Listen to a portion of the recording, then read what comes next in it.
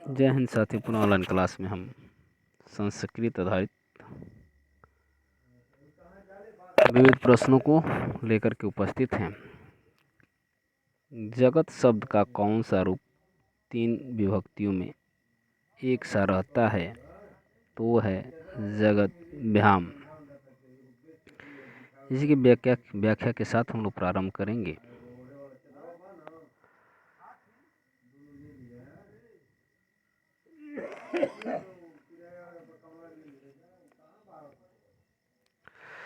जगत शब्द का जगत भ्याम रूप 3 विभक्तियों में एक सा ही रहता है।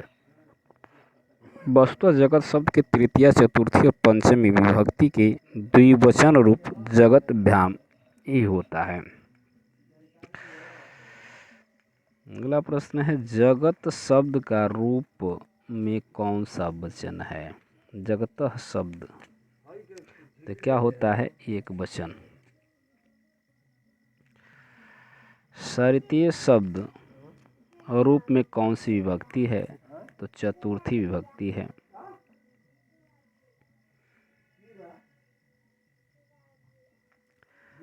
सरितीय चतुर्थी विभक्ति एक वचन का रूप है। इसका द्वितीय वचन सरिद्भ्याम तथा बहुवचन सरिद्भ्य होता है।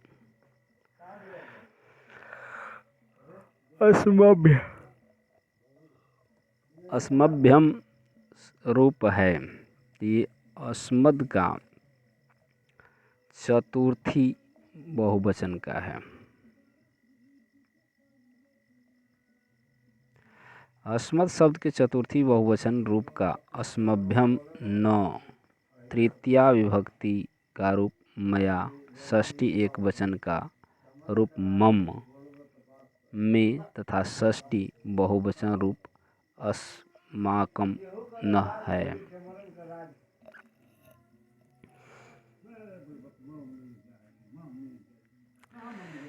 युष्मद शब्द की चतुर्थी विभक्ति एक वचन के रूप हैं। तो वह है तुभ्यम तथा ते।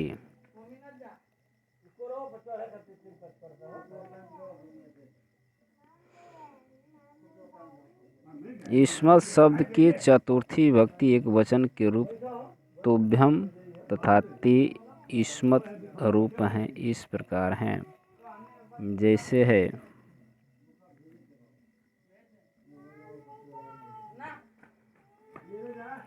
दिया है त्वम युवाम यु, त्वाम त्वा, युयाम वाम या युष्मान व, त्वया युवाभ्याम युष्मभ्हि, तुभ्यम ते या युवाभ्याम वाम। यहाँ युष्मभ्यम वह, त्वत् युवाभ्याम युष्मः, तव ते यो वाम युष्माकम, त्वयि योयम योयः। और यहाँ है युष्मासु।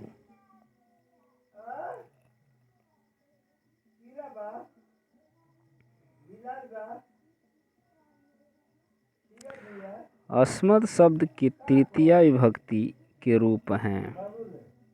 तो रूप है अस्मद का मया आवाभ्याम अस्माभि। बी विकल्प आपका सही है।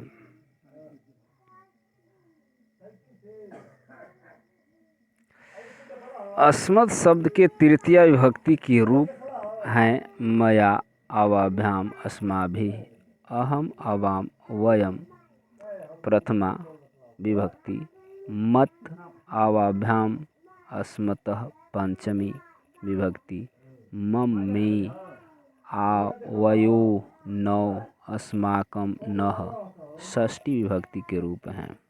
अस्मत् यानी मैं शब्द का तृतीया बहुवचन रूप है। तो अस्मा भी है।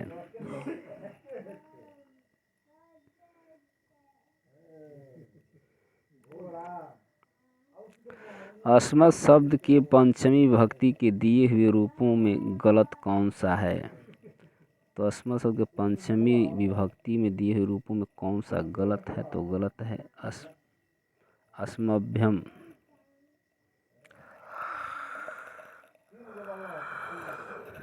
इस्मत् शब्द का तृतीय एक वचन होगा तो होगा त्वया।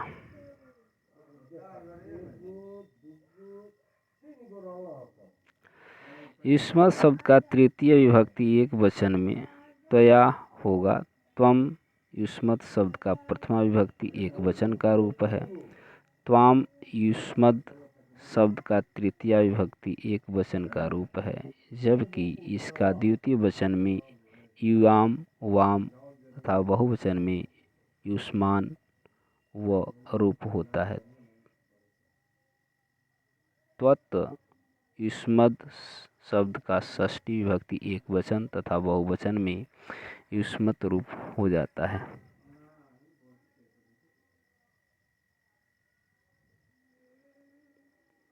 युष्मत् शब्द के सप्तमी एक वचन में दिए रूपों में गलत कौन सा है? तो गलत है आपका तो। युष्मत् शब्द के सप्तमी विभक्ति में दिए गए रूपों में तो गलत है। तो ती षष्ठी विभक्ति एक वचन का रूप है।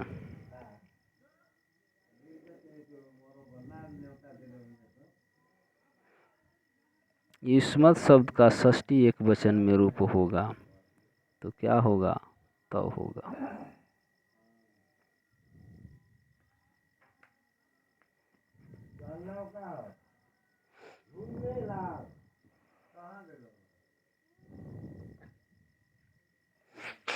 हरि शब्द का सप्तमी बहुवचन रूप होगा तो सप्तमी में होगा हरीषु।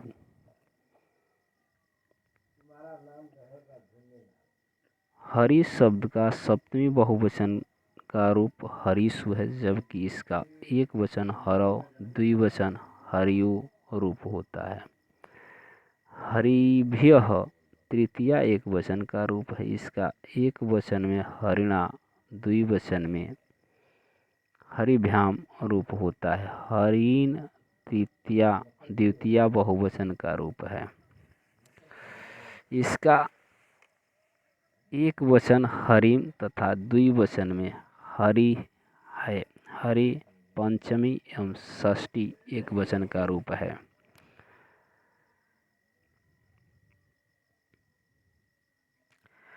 हरिणा हरिभ्याम हरिभ्य किस विभक्ति के एक वचन द्विवचन और बहुवचन के रूप हैं? तो ये हैं तृतीया के।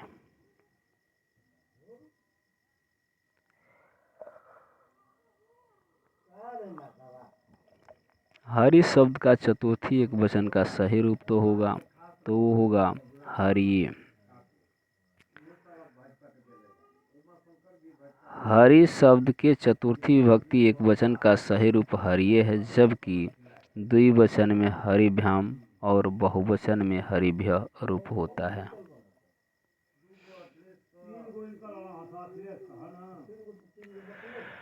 मधु शब्द का पंचमी विभक्ति एक वचन में रूप होता है तो मधु का पंचमी एक विभक्ति में होता है मधुनः। मधु शब्द का पंचमी विभक्ति एक वचन में रूप होता है मधुनः, जबकि पंचमी विभक्ति द्विवचन बहुवचन में इसका रूप क्रमशः मधुभ्याम मधुभ्य होता है।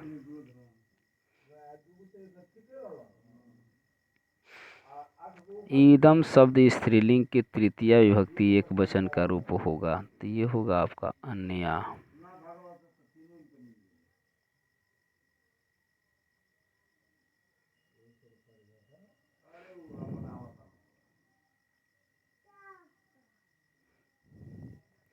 ईदम शब्द स्त्रीलिंग के तृतीया विभक्ति एक वचन का रूप अन्या अथवा एनया होता है। अस्या चतुर्थी भक्ति एक वचन का रूप होता है। अस्याः पंचमी एवं षष्ठी भक्ति एक वचन का रूप है। अन्योः अथवा एनयोः षष्ठी एवं सप्तमी भक्ति द्विवचन का रूप है। असद वह शब्द के स्त्रीलिंग पंचमी भक्ति बहुवचन रूप होगा। तो इसका होगा आपका ए होगा। अमुभ्य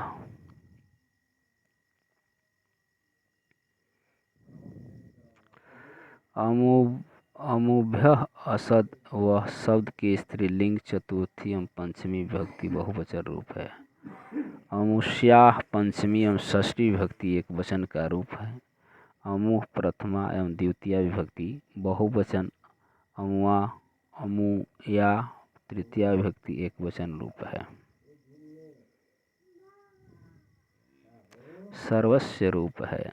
सर्वस्य रूप होगा षष्ठी का।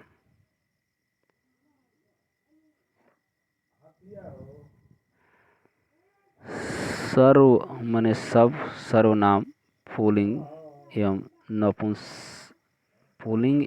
नपुंसक लिंग का षष्ठी विभक्ति एक वचन का रूप सर्वस्य है। चतुर्थी एक वचन में सर्वस्मय, पंचमी विभक्ति एक वचन में सर्वस्यामात, सप्तमी एक वचन में सर्वस्मिन् रूप है।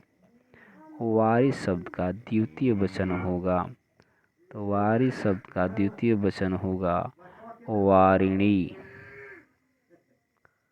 वारी शब्द की द्वितीय विभक्ति द्विवचन रूप वारिणी है।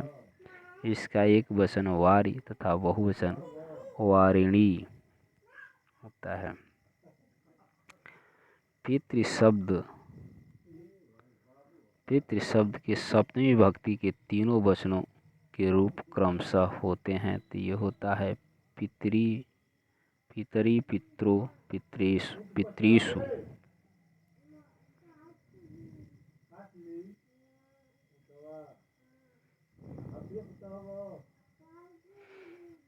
यहाँ पितृ का दिया है रूप, थोड़ा छोटा कर लेते हैं।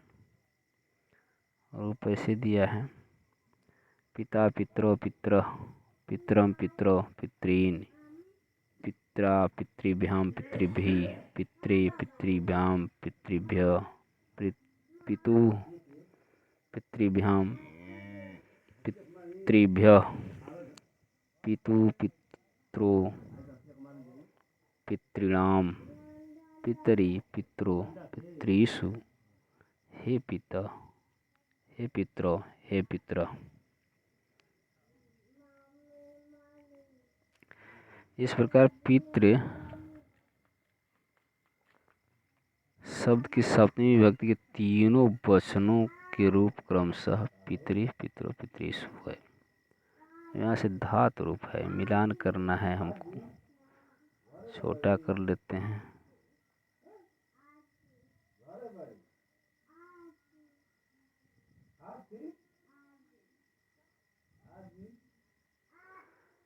यहाँ पे दिया है लट लकार वर्तमान काल, लोट लकार अज्ञार्थ और लंग लकार भविष्यत काल, नहीं भूतकाल, लंग लकार भूतकाल, लिट लकार भविष्यत काल। अर्थात यहाँ पे 2, 3, 4, 1 डी विकल्प आपका बनता है।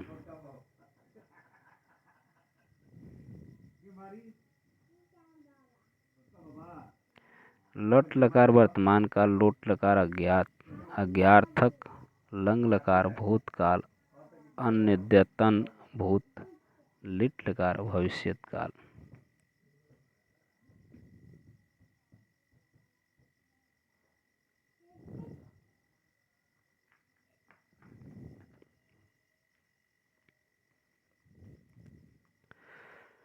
द्रक्ष्यति शब्द दृश्य धातु की किस लकार वचन रूप पुरुष का रूप है? तो वह है डी का लिट लकार प्रथम पुरुष एक वचन।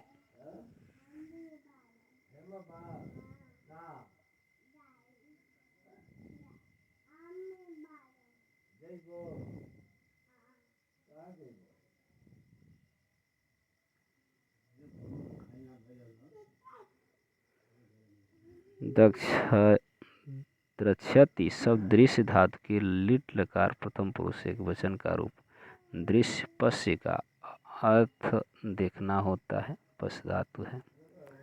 दृश्य धातु लिट लकार प्रथम पुरुष मध्यम पुरुष उत्तम पुरुष एक वचन द्विवचन। यहाँ पे देखेंगे द्रक्ष्यति द्रक्ष्यतः द्रक्ष्यन्ति द्रक्ष्यसि द्रक्ष्यथः द्रक्ष्यथः द्रक्ष्यामि द्रक्ष्यवा द्रक्ष्याओ द्रक्ष्याम। लिट लकार किस काल के बोधक हैं? लिट लकार किस काल का बोधक है? तो ये भविष्य काल का है। मिलान करके हम लोग देख चुके हैं। पुनः यहाँ पे दिया है लिट लकार भविष्य काल का बोधक है। संस्कृत धातु में 10 लकार वृत्तियाँ होती हैं। ये 10 लकार इस प्रकार हैं। लट लकार वर्तमान काल लंग भूत लिट भविष्यत लोट अज्ञार्थ विधि लिंग अज्ञायता। विधि लिंग होता है आज्ञा चाहिए के अर्थ में। लिट होता है अनद्यतन परोक्ष भूत। लूट होता है अनद्यतन भविष्यत। आशीर्लिंग होता है आशीर्वाद। लंग लकार होता है सामान्य भूत। लिंग लकार होता है हेतु हेतु मद्भूत या भविष्यत। लोट लकार वेदों में प्राप्त होता है। लिट लकार से वेदों में प्राप्त होता है। लोट लकार का प्रयोग किस अर्थ में होता है? क्योंकि यहाँ विवादित दिया है तो हम लोग लोट लकार